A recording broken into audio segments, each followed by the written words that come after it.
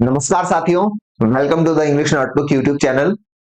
आज का ये जो लेक्चर है वो एपीओ एग्जाम की जो प्रिपरेशन कर रहे हैं बच्चे उनके लिए तो यूजफुल है।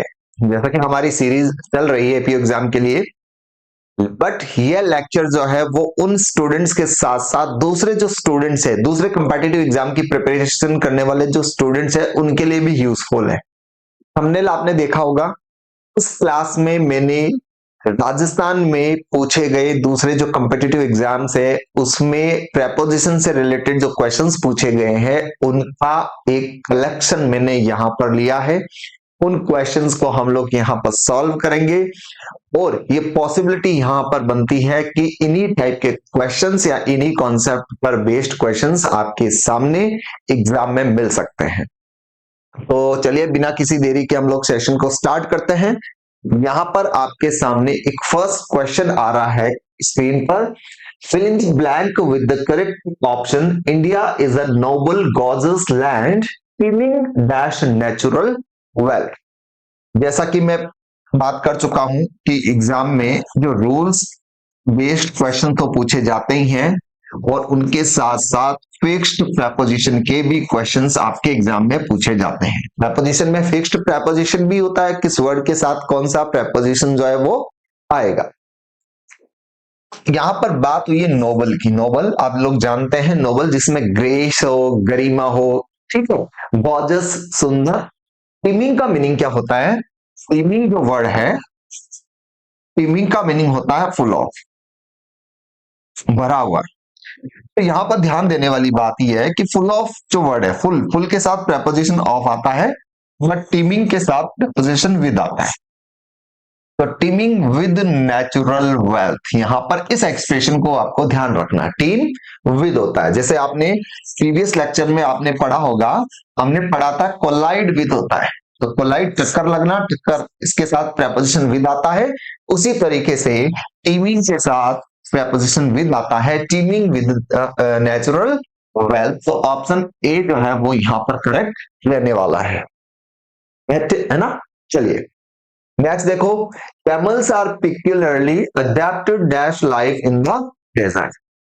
केवल ऊंट जो है वो विशेषकर डेजर्ट की जो जिंदगी है उसके अनुकूल हो चुके हैं, उनकी लाइफ उससे उसके अकॉर्डिंग एडजस्ट हो चुकी है। क्या होता है आपका अडेप्ट वर्ड? अडेप्ट का मीनिंग किसी के अनुकूल हो जाना, किसी क्लाइमेट को, किसी एरिया को एडजस्ट कर लेना। तो यहां पर ध्यान रखने वाली बात है कि जो वर्ड है आपके सामने अडेप्ट, अडेप्ट का मीनिंग किसी के योग्य, किसी के अनुकूल हो जाना। अडेप्ट के साथ प्रेपोजिशन टू आता है, तो ऑप्शन बी जो है वो यहां पर करेक्ट रहेगा। ये RPC grade 2 Sanskrit education department का क्वेश्चन पूछा हुआ है, जो पूछा गया था साल 2022 में, 2022 में। नेक्स्ट आया हुआ है आपके सामने, your argument is dash the point. चार ऑप्शन है। मैं पहले बता देना चाहूंगा एक बात और, कि किसी भी सेंटेंस के अंदर एक से ज्यादा प्रेपोजिशन आ सकते हैं, बट आपको जो चार ऑप्शंस दिए गए हैं उसके अकॉर्डिंग डिसाइड करना होता है। यहां पर बिटवीन का मीनिंग आप लोगों को पता है, बिटवीन का मीनिंग दो के बीच, और अमंग का मीनिंग होता है दो से अधिक के बीच। तो बिसाइड और बिसाइड्स की बात करें तो जो वर्ड है आपके सामने बिसाइड, बिसाइड का मीनिंग होता है साइड में, बगल में। तो जो वर्ड आया हुआ है बिसाइड्स, बिसाइड्स का मीनिंग होता है के अलावा या in addition. In addition besides का मीनिंग ये होता है। अब यहां पर देखो जो दिया हुआ है, your argument is dash the point, तो ये एक्सप्रेशन आपको ध्यान रखनी है कि beside the point, beside the point, ये जो एक्सप्रेशन है इसका मीनिंग है कोई चीज जो है वो इररेलेवेंट है। क्या है? इररेलेवेंट है। तो कोई व्यक्ति अगर किसी से आर्गुमेंट कर रहा है और आप कह रहे हो कि यहां पर इस आर्गुमेंट को करने का कोई फायदा नहीं है, तो आप कहेंगे your argument is beside the point. यहां पर बात जो है वो इस मुद्दे की हो ही नहीं रही है। तो यहां पर करेक्ट ऑप्शन जो है वो रहने वाला है बी, बिसाइड द पॉइंट। ठीक है, नेक्स्ट क्वेश्चन की तरफ बढ़ते हैं। Dash she came dash her on path. Question जो है वो देखो काफी इजी है, आप लोग इसको आप लोगों को पता है इसका आंसर, बट इसी क्वेश्चन के साथ साथ एक नया कॉन्सेप्ट भी आप लोगों को मैं सिखा दूंगा। को she came dash her on car, तो यहां पर कोई व्यक्ति अपनी गाड़ी में आ रहा है, ठीक है, तो क्वीन आएगा। छोटे व्हीकल्स होते हैं, ठीक है, इन द कार, इस तरीके से हम लोग यूज करते हैं, कोई व्यक्ति अपनी गाड़ी में आ रहा है, इन द कार। बट जो हैवी पब्लिक ट्रांसपोर्ट जो होते हैं, बस, ठीक है, ऐसे ऐसे जो और साधन, ऐसे व्हीकल्स जिसके अंदर आप मूव कर सकते हो, जिसके अंदर आप चल सकते हो, कौन कौन से होते हैं? फॉर एग्जाम्पल बस, ट्रेन, प्लेन और शिप। ऐसे जो व्हीकल जिनमें आप चल सकते हो, मूव कर सकते हो, उसके लिए आप ऑन यूज करते हैं। आप लगाएंगे on the bus, on the train and on the plane, ऐसे यूज करते हैं। और आप ऐसे भी कह सकते हैं, कोई व्यक्ति अगर कहीं से आ रहा है, तो आप बाय बस, बाय ट्रेन, आप इस तरीके से भी यूज करते हैं। तो यहां पर आया she came dash her on car. यहां पर देखो, अगर एग्जाम में ये आता है, देखो शी केम बाय बस, बाय कार, करेक्ट है, बाय बस करेक्ट है। लेकिन अगर कार बस से पहले कोई इस तरीके का मॉडिफायर आया हुआ है, लाइक माई कार, ठीक है ना, ऑन का, इस तरीके से, यहां पर अब आप इनका यूज करते हैं। अकेला है कार तो बाय कार, अगर यहां पर हर ऑन नहीं होता तो आप लगाते शी केम बाय कार, वो यहां पर कार से आई है। लेकिन यहां पर ये जो कार बस जो है, इससे पहले आप देख रहे हो ये मॉडिफायर है, अब आप यहां पर प्रपोजिशन का यूज कर देंगे। अदरवाइज ये सेंटेंस इस तरीके से भी हो सकता था, शी केम बाय कार, तो कार से आई है, तो ध्यान रखिएगा by car, but in his car. ठीक है, क्वेश्चन हो गया आपका। चलिए नेक्स्ट क्वेश्चन की तरफ बढ़ते हैं। I am delighted dash your success, आपका संस्कृत एजुकेशन का ही क्वेश्चन है, ग्रेड 2 का। आजकल आरपीसी ने एक नया ट्रेंड स्टार्ट किया है, बहुत सारे क्वेश्चंस, हालांकि अभी से नहीं है, वो तो पहले से भी एग्जाम में आ रहे हैं, लेकिन पहले इस तरीके के क्वेश्चंस भी आ जाते थे कई बार, जो डिलीट करने पड़ते थे। लेकिन अब आरपीसी ने थोड़ी सी और चालाकी, डेढ़ शानीपंथी दिखाते हुए क्वेश्चन का एक नया ट्रेंड स्टार्ट किया है। ट्रेंड में क्या है कि कई बार कुछ सेंटेंस ऐसे ऐसे जो फिक्स्ड प्रपोजिशन की हम बात कर रहे हैं, तो एक वर्ड के साथ में एक से अधिक प्रपोजिशन जो है वो करेक्ट हो सकते हैं, ठीक है। अब जैसे डिलाइटेड है, तो डिलाइटेड के साथ में जो फिक्स प्रपोजिशन आता है वो विद आता है, कुछ केसेस में मतलब इसके एट को भी सही माना जाता है। डिलाइटेड विद होता है और डिलाइटेड एट भी होता है, ज्यादातर विद को करेक्ट माना जाता है, कुछ जगह पर यानी एट भी यूज किया जाता है। तो जो सबसे ज्यादा कॉमन यूसेज है वो डिलाइटेड विद होता है। तो एग्जामिनर ने क्या किया, इस चीज का फायदा उठाया, ऑप्शन में आपको एट दिया ही नहीं, क्योंकि 60 70 80% स्टूडेंट्स जो होते हैं उनको पता है कि डिलाइटेड एट होता है और डिलाइटेड विद होता है, लेकिन ऑप्शन में आप डिलाइटेड विद दिया ही नहीं, ऑप्शन में एट दे दिया उन्होंने। तो आपको ये चीज ध्यान रखनी है, डिलाइटेड विद होता है, लेकिन साथ साथ में डिलाइटेड एट का भी यूज आपको ध्यान रखना है। हो सकता है कि इस बार एग्जामिनर जो है वो डिलाइटेड एट की जगह डिलाइटेड विद का क्वेश्चन पूछ ले, और हो सकता है इसी को दोबारा पूछ ले। आपको इसको भी स्टार बना के लिखना है कि डिलाइटेड एट का भी यूज किया जा सकता है। हाँ, रेयर केस में अगर मान लो इस तरह की सिचुएशन बन भी जाए कि एट और विद दोनों ही ऑप्शन में आ जाए, तो आप विद को प्रायोरिटी देंगे, अदरवाइज यहां पर एट से ही आपको काम चलाना पड़ेगा। अब हो सकता है मेरी बात से आप एग्री नहीं करें, बट ये इसमें मेरा कोई रोल है नहीं, जो चीज है एग्जिस्ट करती है लैंग्वेज में, वही चीज मैं आप लोगों के साथ शेयर कर रहा हूं। बढ़ते हैं नेक्स्ट क्वेश्चन की तरफ। Mountain in the north are always covered dash snow.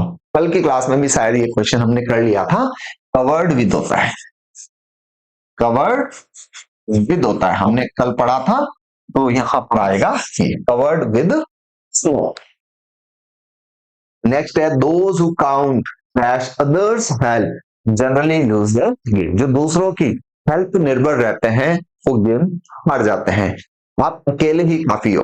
जिंदगी में दो चीजें होती है, एक मैं अकेला हूं और एक मैं अकेला ही काफी हूं। अकेला चलो रे, किसी की जरूरत नहीं है, अकेले हो और अकेले ही काफी हो। तो यहाँ पर क्या कहा, those who count dash others help.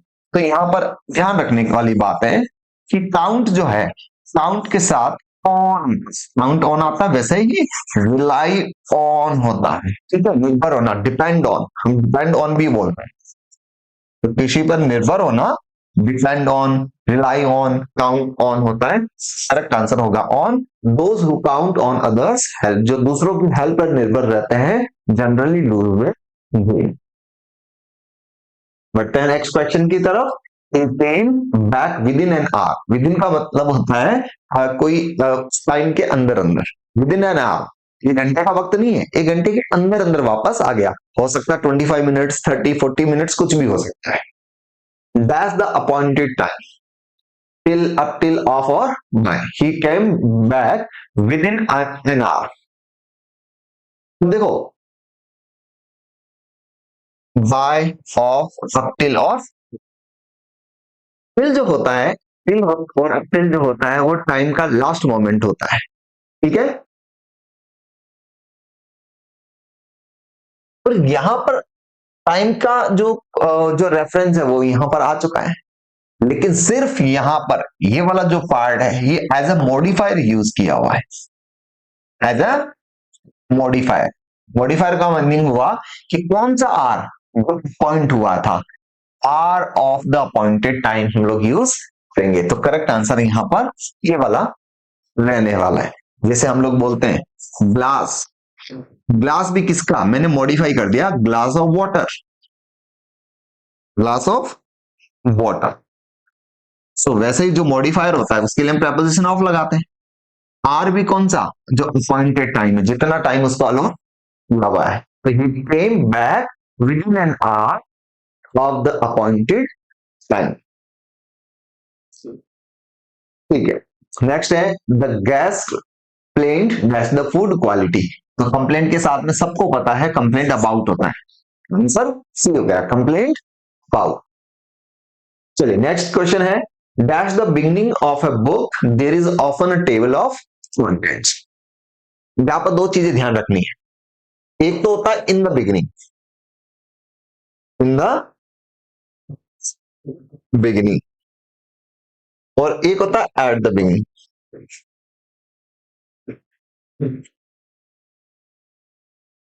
दो चीजें, in the beginning and at the beginning. In the beginning क्या हुआ, इन द बिगिनिंग का मीनिंग तो होता है जो शुरुआती समय होता है।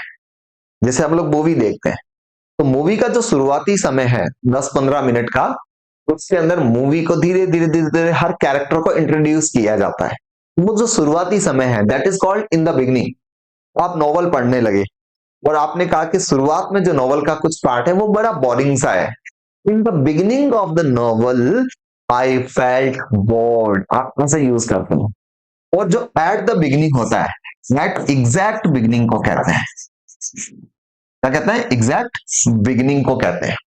जैसे आप किसी भी बुक को परचेस करते हैं, तो बुक का तो आप फर्स्ट पेज ओपन करते हैं, इसके अंदर आपको उस बुक का कंटेंट आपको मिलता है जो एक शुरुआती समय में मिलता है, वो एट द बिगिनिंग होता है। तो यहाँ पर यही चुका है कि बुक के शुरुआती समय में कंटेंट होता है, एट यहां पर आएगा, और एट कहां है, ये लो। ठीक है, तो देखो एक एक क्वेश्चन के साथ में दो कॉन्सेप्ट हमने डिस्कस कर लिए। नेक्स्ट है we are on the 4th floor and our friends live dash us on the 3rd। यहां पर ऑप्शन दिया हुआ लोअर। लोअर कब आता है, जब कंपैरिजन की बात करते हैं, है ना, लोअर। अब लोअर क्या बता रहा है, देखो क्वालिटी को इंडिकेट करता है। ठीक है, बीनीथ कब आता है, जब कोई चीज किसी के नीचे उसको कवर कर रखा हो। जैसे फॉर एग्जाम्पल मेरा हाथ है और उसके ऊपर मैंने रुमाल रख दिया, हैंकरचीफ रख दिया, दैट इज कवर्ड, वो आ गया बीनीथ। बिलो एंड अंडर क्या होता है, अंडर जो होता है वो आता तो नीचे के लिए ही है, ठीक है, और बिलो भी कोई चीज नीचे है और है। लेकिन जब बात कंपैरिजन की करते हैं, कोई किसी की तुलना में लेवल में नीचे है, लेवल को इंडिकेट करने के लिए हम बिलो का यूज करते हैं। और अंडर जो होता है, अंडर का यूज कब करते हैं, जब बात अमाउंट की या क्वांटिटी की। तो यहां पर आएगा लिव बिलो। अगर ठीक नीचे है तो आता है अंडर, और लेवल में अगर नीचे है तो आता है बिलो। जब कंपैरिजन की बात की जाए, बिलो का यूज किया जाएगा। नेक्स्ट है choose the correct preposition. This house is very different dash your house. Different from होता है, बहुत कॉमन सा यूज है। Different from, different from option हो जाएगा आपका। नेक्स्ट है चूज द करेक्ट प्रीपोजिशन। और he is entirely absorbed dash his studies. Absorb का मतलब है कोई इंसान उस पर डूब चुका है, लीन हो चुका है। एक व्यक्ति ऐसा जो दिन रात पढ़ाई में लगा हुआ है। Absorbed in his studies, absorb in his studies, यहां पर ऑप्शन ये रहने वाला है। चलिए नेक्स्ट है choose the correct preposition. He lives dash begging. हमने कल ही पढ़ा था कि जब आप बात कर रहे हैं लिव ऑन और एक है लिव बाय, तो हमने पढ़ा था लिव ऑन तो क्या आता है, क्या खाकर आप सरवाइव कर रहे हैं, और लिव बाय जो होता है वो इनकम के लिए आता है। ठीक है, तो यहां पर इनकम के लिए एक व्यक्ति भीख मांगता है, लिव बाय। और देखो एग्जाम में आया हुआ है, तो हमने इस चैप्टर के अंदर इसको ऐड कर दिया वापस। Choose the correct preposition. There are many people dash the meeting, at the meeting. Meeting के लिए क्या होगी, एट द मीटिंग। लोकेशन की बात कर रहे हैं, उस मीटिंग के अंदर कितने लोग हैं, हमने कहा were there many people at the meeting. At the meeting कहा गया ऑप्शन ये लो। ऐसे ये फ्रेजेस होती है, like in the morning, in the beginning, in the evening, at night, ये भी आपको ध्यान रखना होता है। फिर आ गया choose the correct preposition dash helping the poor we help students also. देखो हेल्पिंग द पुअर, गरीबों की हेल्प की बात हो रही है, और साथ साथ हम स्टूडेंट्स की भी हेल्प करते हैं। बिसाइड्स, आपको अगर याद होगा हमने कहा उसके अलावा, इन एडिशन टू, तो गरीब लोगों की हेल्प करने के साथ साथ हम स्टूडेंट्स की भी हेल्प करते हैं, तो यहां पर आएगा बिसाइड्स। मैं अगर कहूं मेरे पास एक कार है, कार होने के साथ साथ मेरे पास बाइक भी है, तो मैं क्या बोलूंगा, besides having a car I have a bike also. उसी तरीके से यहां पर हो गया सर थ्री। फिर आ गया दे एडवाइज्ड हिम डैश वेट। ये एक्चुअली नॉन फाइनाइट का एक क्वेश्चन आ गया, प्रपोजिशन में इसको आप कंसिडर कर सकते हैं। एडवाइस, ठीक है, आपने क्या लिखा, advise someone, advise someone to do something. किसी व्यक्ति को कोई काम करने के लिए एडवाइस दे रहे हो, तो दे एडवाइज्ड हिम टू वेट। हम लोग बोलते हैं टू वेट, टू गो, इस तरीके से। तो ये करेक्ट आंसर हुआ आपका। नेक्स्ट है the train starts dash 6:10, so you had better be at the station dash 6। ठीक है, बहुत अच्छा सा क्वेश्चन है। इसी के साथ साथ मैं आपको एक और नया कॉन्सेप्ट पढ़ा देता हूं। यहां पर कहा गया कि ट्रेन का टाइम है 6:10। ट्रेन का जो टाइम है 6:10, वो उसका एग्जैक्ट टाइम है, एग्जैक्ट टाइम है। ट्रेन कितने बजे रवाना होगी, 6 बजे। जब किसी घड़ी का क्लॉक टाइम बताया जाए, एग्जैक्ट टाइम बताया जाए, तो हम प्रपोजिशन एट लगाते हैं, यहां पर एट आएगा। मैच 7:30 पर स्टार्ट होगा तो एट 7:30। स्कूल 7 बजे स्टार्ट होता है तो एट 7 o'clock, हम ऐसे यूज करते हैं। फिर आया so you had better, had better होता है शुड, तो अच्छा रहेगा कि आप 6 बजे तक पहुंच जाओ। तो 6 बजे पहुंचने की बात नहीं हुई है, कोई टाइम दिया गया है कि 6 बजे से पहले पहले आप स्टेशन पर पहुंच जाओ, तो उससे पहले बाय आता है, आ जाएगा एट और बाय प्लस जो टाइम होता है वो डेडलाइन होता है actually. By plus time, by plus time का मीनिंग हुआ इस समय तक, इस समय या इस समय से पहले पहले। जबकि 6:10 का मीनिंग हुआ ना तो मैं 6 11 की बात कर रहा हूं, मैं बात कर रहा हूं 6:10 की, ना मैं बात कर रहा हूं 6:09 की। फिक्स टाइम हुआ तो एट 6:10, और अगर उस टाइम से पहले पहले है तो हमने यूज कर दिया बाय। किसी ने आपसे पैसे उधार लिए और कहा मैं मंडे को लौटा दूंगा, ऑन मंडे, जबकि अगर वो कहता है मैं मंडे तक लौटा दूंगा, यानी मंडे तो है लेकिन मंडे से पहले भी अगर मेरे पास व्यवस्था होती तो मैं लौटा दूंगा, बाय आता है। इसी के साथ एक चीज ध्यान रखना, एक एक्सप्रेशन है हमारे पास इन टाइम और एक एक्सप्रेशन है ऑन टाइम। इन टाइम का मीनिंग तो, ऑन टाइम का मीनिंग तो हुआ फिक्स्ड समय, जो है ना फिक्स टाइम, और इन टाइम का मीनिंग होता है before that time, before that time. अगर आप कहते हैं जैसे match starts, the match starts time, please reach the stadium, reach the stadium time. चलो देखो, मैच समय पर शुरू होगा, 6 बजे का टाइम है तो 6 बजे ही शुरू होगा, ऑन टाइम, ऑन टाइम। और आप स्टेडियम पर कब पहुंचोगे, जो डेडिकेटेड जो टाइम दिया हुआ है उस टाइम से पहले पहले, उससे पहले पहले। तो यहाँ पर आपको ये भी चीज ध्यान रखनी है, एग्जाम में अगर इससे रिलेटेड क्वेश्चन पूछा जाए तो भी ध्यान रखना, इन टाइम और ऑन टाइम। इन टाइम का मीनिंग क्या हुआ, उस फिक्स समय पर, और एट टाइम हुआ, सॉरी इन टाइम हुआ before that time. On time का मीनिंग होता है उस पर्टिकुलर समय। अगर ये एग्जाम में ये होता कि भाई ट्रेन टाइम पर है तो the train starts on time, और स्टेशन पर टाइम पर पहुंच जाना तो reach the station in time. फिर आपका गया ही has been here dash Monday.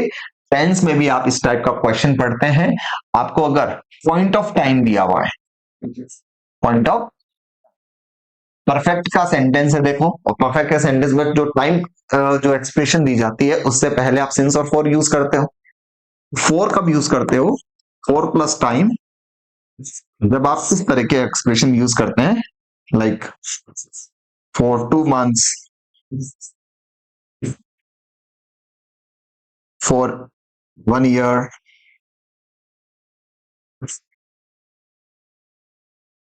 For 10 hours, आप ऐसे यूज करते हैं। और सिंस प्लस टाइम कब यूज करते हैं, सिंस प्लस टाइम जब आप लिखते हैं like since Monday, since 1992, since जुलाई, सिंस मॉर्निंग, इस तरीके का फिक्स समय दिया हुआ हो। तो मंडे दिया हुआ है, yes, he has been here since Monday, और अगर ये होता he has been here for 2 hours तो आप 4 लगा देते हैं। फिर आ गया there may be an index dash the end of the book at on by और ऑन, आपको पता है, या देखो एट द एंड होता है, सही एक्सप्रेशन क्या होती है, at the end of the movie, हम ऐसे बोलते हैं, करेक्ट आंसर रहेगा at. You may be, there may be an index at the end of the book. भी इंडेक्स जो उस बुक को लिखने के लिए जिन जिन रेफरेंसेस का या जिन जिन जो वेबसाइट्स का या बुक्स का हेल्प ली गई है, उनका जो कलेक्शन, जो बिब्लियोग्राफी बना देते हैं, उसके रिगार्डिंग यहाँ पर बात की गई है। नेक्स्ट क्वेश्चन आपके सामने आया हुआ है, have you any good books dash botany you can lend me. क्या आपके पास बॉटनी सब्जेक्ट की, बॉटनी आप लोग जानते हैं जो प्लांट्स की स्टडी करते हैं, उसके ऊपर कोई बुक है क्या। देखो ऑन का सब्जेक्ट हम लोग यूज करते हैं, किसी सब्जेक्ट की अगर हम बात कर रहे हैं, उस सब्जेक्ट के ऊपर अगर कोई बुक है, कोई कंटेंट है, तो ऑन दैट सब्जेक्ट यूज करते हैं। तो good book on botany, good book on English grammar, good book on like history, हम ऐसे बात कर सकते हैं। करेक्ट आंसर रहेगा आपका A। फिर है I was tired dash the end of the day, eight the and, eight the end of the देखो अभी हमने क्या पढ़ा, यहां देखो, eight the end of the, अब ऑन, बाय और फॉर तीनों ही रॉन्ग है, एट द एंड होता है। वैसे एक एक्सप्रेशन आपके सामने ये हो रहा है।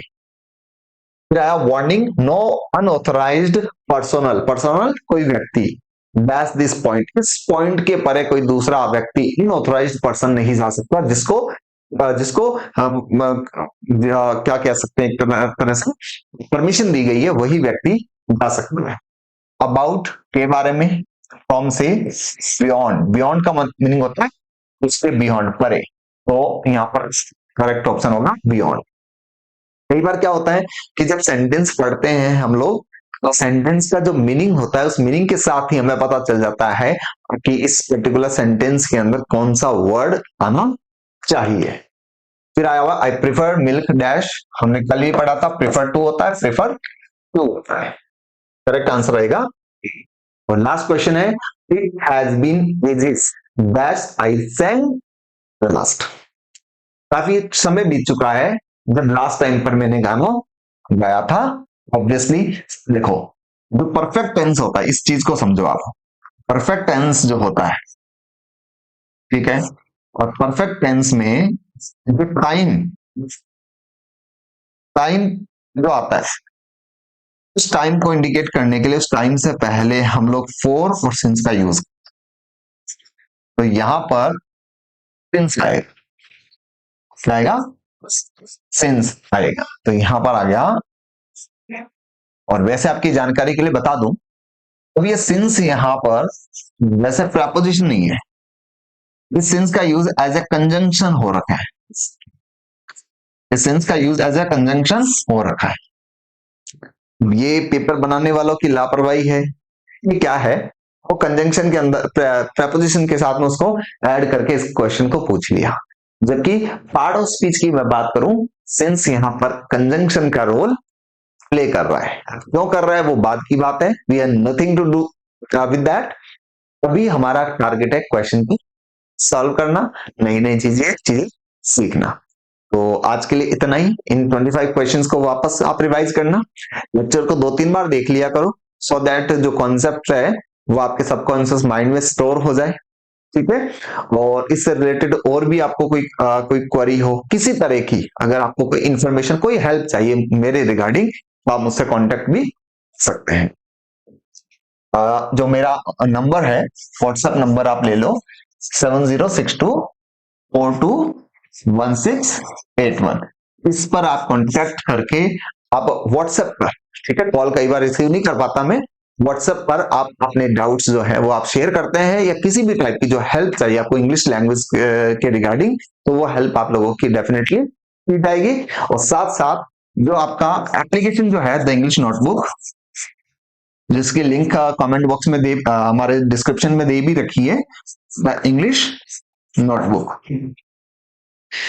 इस एप्लीकेशन पर जो फ्री टेस्ट का कॉलम रहेगा, फ्री टेस्ट, उसके अंदर अभी तो 3 टेस्ट तो जो है वो ऑलरेडी है, ठीक है, और बाय द 7th और 8th ऑफ जैन, ठीक है, इससे पहले पहले मैं आप लोगों को लगभग 20 टेस्ट जो है वो वहां पर प्रोवाइड करवा दूंगा फ्री, बिना किसी शुल्क के, ठीक है। आप बस इनका बेनिफिट जरूर लेना, इनका फीडबैक भी जरूर देना, जो चीज आपके पास आती है, आपको पसंद आता है, नापसंद भी अगर आता है, फीडबैक जरूर देना। फीडबैक जो है वो नई नई चीजों को और आपके सामने प्रेजेंट करने में, इंप्रूव करने में हमारी काफी हेल्प है।